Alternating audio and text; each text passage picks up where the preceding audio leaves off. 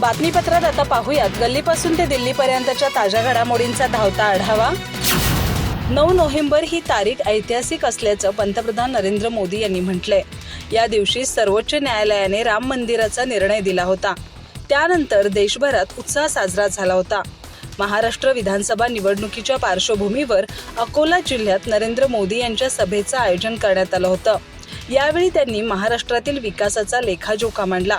महाराष्ट्रात वाढवण बंदर तयार झाल्यानंतर हे देशातील सर्वात मोठं बंदर असल्याचं नरेंद्र मोदी यांनी म्हटलंय। त्यासाठी 80,000 कोटी रुपये दिले असल्याचं ते म्हणाले। आमचं सरकार येऊन काहीच महिने झालेत, मात्र देशभरात कोट्यवधी रुपयांचे प्रकल्प सुरू आहेत। महाराष्ट्रात देखील अनेक प्रकल्प सुरू असल्याचं ते म्हणाले। 2014 ते 2024 या काळात महाराष्ट्रातील जनतेनं आम्हाला आशीर्वाद दिला असल्याचा दावा मोदी यांनी केलाय। महाविकास आघाडीच्या सरकारने अनेक वर्षापासून तुमची मागणी प्रलंबित ठेवली होती, मात्र ती मागणी आता आमच्या सरकारने पूर्ण केली असल्याचं नरेंद्र मोदी यांनी म्हटलंय। मराठी भाषेला अभिजात दर्जा देण्याचं काम आमच्या सरकारनं केलं असल्याचं नरेंद्र मोदी यांनी म्हटलंय। अनेक वर्षापासूनची ही मागणी आघाडी सरकारने पूर्ण होऊ दिली नव्हती असा आरोपही त्यांनी केला। ज्या राज्यामध्ये काँग्रेसचं सरकार आलं ते राज्य काँग्रेसच्या शाही परवान्यासाठी ATM बनत असल्याचा आरोप मोदींनी केलाय। सध्या तेलंगणा आणि कर्नाटक सारखी राज्य हे काँग्रेसचे ATM बनले आहेत। सध्या कर्नाटकमध्ये वसुली डबल झाली असल्याचा आरोप मोदी यांनी केलाय।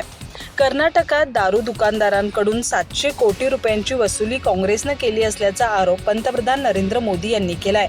घोटाळे करूनच निवडणूक लढवणारा काँग्रेस पक्ष निवडणूक जिंकल्यानंतर किती घोटाळे करतील याची कल्पना करा असं आवाहन मोदींनी केलं। महाराष्ट्रात महाविकास आघाडी म्हणजेच काँग्रेससाठी ATM बनू देणार नसल्याचं मोदी यांनी म्हटलंय।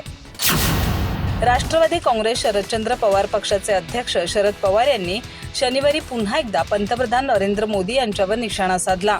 पंतप्रधान नरेंद्र मोदी यांनी डॉक्टर बाबासाहेब आंबेडकर यांच्या संविधानात बदल करण्याचा कट रचला होता, पण लोकसभा निवडणुकीत महाराष्ट्राने त्यांना त्यांची जागा दाखवून दिली असं ते म्हणाले।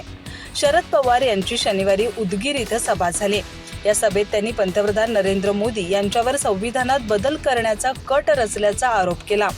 ते म्हणाले, 5-6 महिन्यांपूर्वी आपण लोकसभेच्या निवडणुकीला सामोरे गेलो। त्यावेळी देशाचे राज्य गेल्या 10 वर्षापासून मोदींच्या हातात होते। देशातील शेतकरी वर्ग संकटात सापडला होता। त्यांची अस्वस्थता घालवायची असेल तर मोदींना हलवून जागं करण्याची गरज होती। त्यासाठी आम्ही काँग्रेस नेते राहुल गांधी यांच्या नेतृत्वात विरोधी पक्षाची इंडिया नावाची आघाडी स्थापन केली। त्यानंतर आम्ही लोकसभा निवडणुकीला सामोरे गेलो। नरेंद्र मोदी यांना लोकसभा निवडणुकीत 400हून जास्त जागा हव्या होत्या। त्यांनी त्यासाठी 400 पारचा नारा दिला होता। त्या घोषणेत काहीतरी पाप असल्याचा संशय आम्हाला आला होता। आमचा संशय अगदी खरा होता। या सरकारने डॉक्टर बाबासाहेब आंबेडकर यांनी तयार केलेल्या संविधानात काही बदल करण्याचा डाव रचला होता। त्यातून जनतेच्या अधिकारांवर गदा येणार होती। हे कट कारस्थान पूर्ण करण्यासाठी मोदी आणि त्यांच्या सरकारला 400च्या आसपास जागांची गरज होती। मी महाराष्ट्रातील जनतेला धन्यवाद देऊ इच्छितो। येथील जनतेने मोदी आणि शहांना त्यांची जागा दाखवण्याचं काम केलं। यामुळे संविधानात बदल करण्याचा कट उधळला गेला असं शरद पवार म्हणाले। केंद्रीय मंत्री अमित शहा यांनी महाराष्ट्रातील प्रचार सभेत आगामी काळात महायुतीच्या सरकारमध्ये देवेंद्र फडणवीस मुख्यमंत्री असतील असे संकेत दिले। सांगली जिल्ह्यातील शिराळा इथं भाषण करताना अमित शहा यांनी देवेंद्र फडणवीस यांचे नाव घेत तेच मुख्यमंत्री असतील असे संकेत दिलेत। महाराष्ट्रामध्ये देवेंद्र फडणवीस यांनाच आणायचं अशी महाराष्ट्रातील जनतेची इच्छा असल्याचं अमित शहा यांनी म्हटलंय। त्यामुळे आता राजकीय वर्तुळात मुख्यमंत्री पदाबाबत चांगलीच चर्चा सुरू झाली आहे। विधानसभा निवडणुकीच्या नंतर महायुतीचा मुख्यमंत्री पदाचा चेहरा कोण याबाबत चांगलीच खलबते सुरू आहेत। राज्यात 20 नोव्हेंबर रोजी मतदान असलं आणि 23 रोजी निकाल लागला असला तरी मुख्यमंत्री पदाचा चेहरा कोण असेल याबाबत सुरुवातीपासूनच चर्चा रंगली आहे। त्यात महायुतीमध्ये मुख्यमंत्री एकनाथ शिंदे, देवेंद्र फडणवीस आणि अजित पवार या तीनही नेत्यांच्या नावावर चर्चा सुरू आहे। तर महाविकास आघाडीमध्ये उद्धव ठाकरे, नाना पटोले, जयंत पाटील आणि सुप्रिया सुळे यांच्या नावाची चर्चा आहे। मात्र या वादात आता अमित शहा यांनी थेट देवेंद्र फडणवीस यांच्या नावाचे संकेत दिल्याने याबाबत राजकीय चर्चा रंगली आहे. मुख्यमंत्री पदाबाबत अमित शहा यांच्या वक्तव्यानंतर उपमुख्यमंत्री अजित पवार यांना विचारलं असता त्यांनी देखील प्रतिक्रिया दिली आहे. आम्ही महायुती म्हणून याबाबत एकत्र बसून निर्णय घेणार असल्याचं अजित पवार यांनी म्हटलंय. महायुतीचाच मुख्यमंत्री होईल असा दावा देखील अजित पवार यांनी केलाय. मात्र अमित शहा यांनी जे संकेत दिले आहेत याबाबत विचारलं असता तो त्यांचा अधिकार असल्याचं अजित पवार यांनी म्हटलंय. राज्यात 3 पक्ष एकत्र निवडणुकीला सामोरे जात आहेत. त्यामुळे युतीमध्ये 2 पावलं मागे यावं लागतात तर कोणाला 2 पावलं पुढे जावं लागत असल्याचं अजित पवार यांनी म्हटलंय. शिवसेना उद्धव बाळासाहेब ठाकरे पक्षाचे पक्षप्रमुख उद्धव ठाकरे यांनी शनिवारी पुन्हा एकदा पंतप्रधान नरेंद्र मोदी आणि केंद्रीय गृहमंत्री अमित शहा यांच्यावर तिखट हल्ला चढवला. नरेंद्र मोदी आणि अमित शहा यांनी अवघा महाराष्ट्र लुटला. त्यानंतर आता ते महाराष्ट्रात मतं मागण्यासाठी जागोजागी फिरतायत असं ते म्हणाले. मुलगी शिकली, प्रगती झाली आणि 1500 देऊन घरी बसवली, हा विकास आहे का, असा उपरोधिक टोलाही त्यांनी मुख्यमंत्री एकनाथ शिंदे यांच्या नेतृत्वातील महायुती सरकारवर निशाणा साधताना हाणला. उद्धव ठाकरे यांची शनिवारी नांदेड जिल्ह्यातील लोहा कंधार विधानसभा मतदारसंघात सभा झाली. या सभेत त्यांनी भाजप महायुतीवर विशेषतः पंतप्रधान नरेंद्र मोदी आणि केंद्रीय गृहमंत्री अमित शहा यांच्यावर तिखट टीका केली. ते म्हणाले, नरेंद्र मोदी आणि अमित शहांना आता महाराष्ट्राची आठवण झाली आहे. आतापर्यंत त्यांना महाराष्ट्र केवळ लुटण्यासाठी आहे असं वाटत होतं, पण आता महाराष्ट्रातील लोकांना मतदानाचा अधिकार आहे हे त्यांच्या लक्षात आलंय. त्यानुसार आता ते इथं येऊन मतांचा जोगवा मागतायत. या लोकांनी महाराष्ट्राचे सर्व उद्योग लुटून गुजरातला नेले आणि आता निर्लज्जपणे महाराष्ट्राची मतं मागतायत. तुम्हाला काय वाटतं? तुम्ही काही केलं तरी चालेल आणि महाराष्ट्र केविलवाणीपणे मत देईल? ही लढाई केवळ उद्धव ठाकरे आणि शिवसेनेची नाही. आपल्याला सत्ता पाहिजे, पण हे सर्व केवळ महाविकास आघाडीसाठी नाही तर येथील सर्वसामान्य जनतेसाठी आपल्याला सत्ता हवी आहे. उद्धव ठाकरे म्हणाले, भाजपने आता बटेंगे तो कटेंगे असा नारा दिलाय. कोण कापणारे आहेत? जे काही कापणारे आहेत ते तुमच्यासोबत सत्तेत बसलेत. त्यांनी माझ्या एका कार्यकर्त्यांचे केवळ फेसबुक पोस्ट टाकली म्हणून बोटं कापली.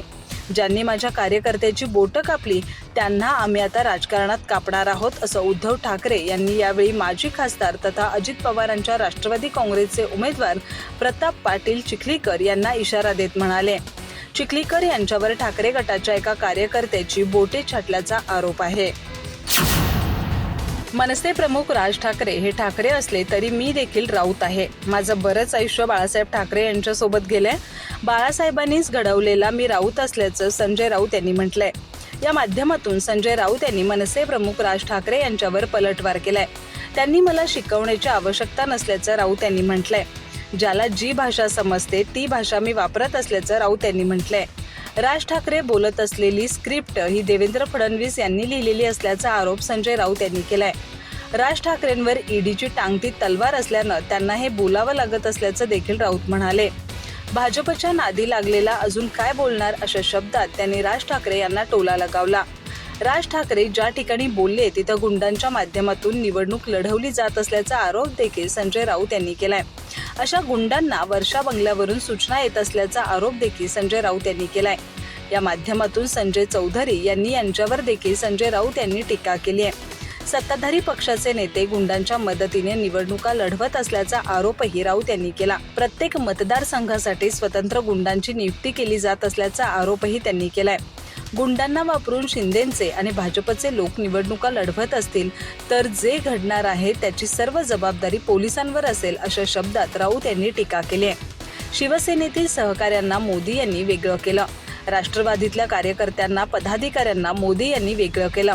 त्यामुळे आपण काय बोलत आहोत हे आधी मोदी आणि शहा यांनी समजून घ्यावं अशा शब्दात एक रहेंगे तो सेफ रहेंगे या मोदी यांच्या नाऱ्याचा राऊत यांनी समाचार घेतला. अशा प्रकारे बोलण्याची वेळ पंतप्रधानांवर का यावी असा सवाल राऊत यांनी उपस्थित केला. आम्ही महाराष्ट्रात नक्कीच सेफ आहोत. मोदी शहा आल्यानंतरच आम्ही अनसेफ होत असल्याचं राऊत यांनी म्हटलंय. भाजप स्टार्टअप इंडियाचे प्रदेशाध्यक्ष सुधाकर खाडे यांची कुऱ्हाडीचे घाव घालून हत्या करण्यात आल्याची खळबळजनक घटना सांगलीत घडली आहे. ऐन विधानसभा निवडणुकीच्या तोंडावर ही घटना घडल्यामुळे मोठी खळबळ माजली आहे. पोलिसांनी या प्रकरणी एका संशयिताला ताब्यात घेतलंय. यासंबंधीच्या वृत्तानुसार सुधाकर खाडे यांचा शनिवारी सकाळी 10च्या सुमारास पंढरपूर रोडवरील राम मंदिरालगत असलेल्या जागेत प्रॉपर्टीच्या कारणावरून एका व्यक्तीशी वाद झाला होता. या वादातून त्यांच्या मानेवर कुऱ्हाडीने वार करण्यात आला. त्यानंतर गंभीर अवस्थेत त्यांना मिरज येथील एका खासगी रुग्णालयात दाखल करण्यात आलं. तिथे त्यांना मृत घोषित करण्यात आलं. या घटनेनंतर पोलिसांनी तत्काळ घटनास्थळी धाव घेतली. त्यांनी एका संशयित व्यक्तीला ताब्यात घेतले. ऐन विधानसभा निवडणुकीच्या तोंडावर हे हत्याकांड घडल्यामुळे एकच खळबळ माजली आहे. सुधाकर खाडे यांनी मिरज पंढरपूर रस्त्यावरील राम मंदिरालगत चंदनवाले मळा इथल 4.5 एकर जमीन सचिन जगदाळे नामक व्यक्तीकडून विकसनासाठी घेतली होती. पण त्यावर लक्ष्मण चंदनवाले यांनी हरकत घेतली होती. त्यामुळे हे प्रकरण कोर्टात पोहोचलं होतं. गत काही महिन्यांपासून या प्रकरणी त्यांचा खाडे यांच्यासोबत वाद सुरू होता. हे प्रकरण न्यायप्रविष्ट असतानाही खाडे शनिवारी सकाळी आपल्या सहकाऱ्यांसोबत वादग्रस्त भूखंडाला कुंपण घालण्यासाठी गेले होते. त्यावेळी त्यांचा शेतजमिनीचे कब्जेधारक असणाऱ्या चंदनवाले कुटुंबियांशी वाद झाला. यावेळी सुधाकर खाडे आणि चंदनवाले कुटुंब यांच्यात जोरदार वाद झाला. त्यात कार्तिक चंदनवाले याने अचानक खाडे यांच्या मानेवर मागच्या बाजूने कुऱ्हाडीने हल्ला केला. हा घाव वर्मी बसल्यामुळे खाडे यांचा जागीच मृत्यू झाला. त्यानंतर चंदनवाले कुटुंबाने सुधाकर खाडे यांच्या सहकाऱ्यांवरही हल्ला चढवला. यामुळे घटनास्थळी मोठी धावपळ झाली. या धावपळीत सुधाकर खाडे यांना मिरज येथील एका खासगी रुग्णालयात दाखल करण्यात आलं, पण तिथं डॉक्टरांनी त्यांना मृत घोषित केलं. काँग्रेसचे दिवंगत माजी खासदार बाळू धानोरकर यांच्या आई वत्सला धानोरकर यांनी गंभीर आरोप केलेत. माझ्या मुलाची जाण्याची वेळ नव्हती, त्याच्या मृत्यूमागे घातपात असल्याचा आरोप त्यांनी केलाय. सध्या विधानसभा निवडणूक सुरू आहे. निवडणुकीनंतर बाळू धानोरकर यांच्या मृत्यूच्या कारणांची चौकशी करण्याची मागणी आपण करणार असल्याचं देखील त्यांनी म्हटलंय. बाळू धानोरकर यांच्या घातपातामागे कोण आहे याची चौकशी करण्याची मागणी त्यांच्या आई वत्सला धानोरकर यांनी केली आहे. मात्र यामागे कोण हे त्यांनी सांगितलं नाही. वास्तविक बाळू धानोरकर यांचे सख्खे मोठे बंधू वंचित बहुजन आघाडीच्या तिकिटावर वरोरा विधानसभा मतदारसंघातून निवडणूक लढवत आहेत. तर याच मतदारसंघात खासदार प्रतिभा धानोरकर यांचे बंधू प्रवीण काकडे हे काँग्रेसच्या तिकिटावर विधानसभा निवडणूक लढवत आहेत. तर दुसरीकडे वत्सला धानोरकर यांनी आपल्या मुलाला पाठिंबा दिलाय. त्यामुळे त्यांच्या आरोपामागे राजकीय किनार आहे का याबाबत मतदारसंघात चर्चा रंगली आहे. राज्यातच नव्हे तर देशात मोदी लाट असताना 2019च्या लोकसभा निवडणुकीत महाराष्ट्रात काँग्रेसचा एकमेव खासदार निवडून आला आणि ते देखील केंद्रीय गृहराज्यमंत्री असलेल्या हंसराज अहिर यांचा पराभव करत. यावरूनच बाळू धानोरकर यांची मतदारसंघातील कामाची ओळख होते. राज्यात काँग्रेस औषधालाही शिल्लक राहणार नाही असं वाटत असतानाच बाळू धानोरकर यांनी अनपेक्षित विजय मिळवून सर्वांनाच आश्चर्याचा धक्का दिला होता. चंद्रपूरच्या मतदारसंघातून विजय मिळवत त्यांनी काँग्रेसचे अस्तित्व टिकवून ठेवले होते. पाकिस्तानच्या क्वेटा रेल्वे स्थानकावर शनिवारी सकाळी झालेल्या स्फोटात 24 जणांचा मृत्यू झालाय. 50हून अधिक जखमी आहेत. पाकिस्तानी न्यूज वेबसाईट ट्रिब्यून एक्सप्रेसच्या रिपोर्टनुसार हा स्फोट जाफर एक्सप्रेस प्लॅटफॉर्मवर येण्यापूर्वीच घडला. क्वेटाच्या एका वरिष्ठ पोलीस अधिकाऱ्याने सांगितलं की ट्रेन 9 वाजता पेशावरसाठी रवाना होणार होती. स्फोट झाला त्यावेळी प्रवासी ट्रेनची वाट पाहत होते. त्यांनी सांगितलं की स्फोटाच्या वेळी प्लॅटफॉर्मवर जवळपास 100 लोक होते. स्फोट कशामुळे झाला याबाबत अद्याप कोणतीही माहिती समोर आलेली नाही. पोलीस अधिकाऱ्यांनी सांगितलं की प्राथमिक तपासात हा आत्मघाती स्फोट असल्याचं दिसतं. या प्रकरणी चौकशी सुरू आहे. पाकिस्तानचे पंतप्रधान शहबाज शरीफ यांनी या हल्ल्याचा निषेध केलाय. अद्याप कोणत्याही दहशतवादी गटाने या स्फोटाची जबाबदारी घेतलेली नाही. स्फोटानंतर जखमींना क्वेटा सिव्हिल हॉस्पिटलमध्ये दाखल करण्यात आले. रुग्णालयात आणीबाणी घोषित करण्यात आली आहे. या संकटाचा सामना करण्यासाठी इतर रुग्णालयांमधून डॉक्टर आणि परिचारिकांनाही पाचारण करण्यात आले. रुग्णालयाच्या माहितीनुसार सध्या 46 जणांवर उपचार सुरू आहेत. जखमींपैकी अनेकांची प्रकृती चिंताजनक आहे. मृतांचा आकडा वाढू शकतो. या घटनेनंतर बलुचिस्तानचे मुख्यमंत्री सरफराज बुगती यांनी तातडीने बैठक बोलावून तातडीने चौकशीचे आदेश दिलेत. निरपराधांना टार्गेट करणाऱ्यांवर कडक कारवाई केली जाईल असं ते म्हणाले. राज्य सरकारचे प्रवक्ते शहीद रिंद यांनी सांगितलं की पोलीस आणि सुरक्षा दलांनी स्टेशन सुरक्षित केले. बॉम्ब निकामी तज्ज्ञ इथं कार्यरत आहेत. या घटनेचा अधिकृत अहवाल लवकरच येईल.